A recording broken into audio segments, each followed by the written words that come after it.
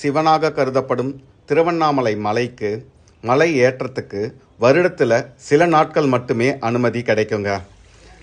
மிகவும் கடினமான ஒரு மலையேற்றம் அப்படின்னு சொல்லுவேன்.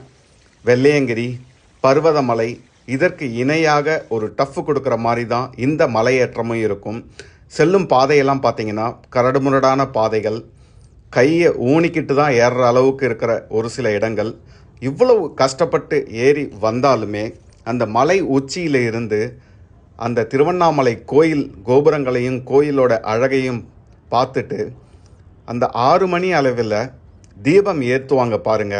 அதை பார்த்தீங்கன்னா நமக்கு இருந்த டயர்டு எல்லாமே போயிடும். அப்படி ஒரு பாசிட்டிவ் வைப். இந்த காண கிடைக்காத காட்சி 2023 மலையேறும்போது எடுத்ததுங்க. இந்த வருடம் 24வது வருஷம் 2024 வருஷம் அனுமதி இல்லைன்னு சொல்கிறாங்க.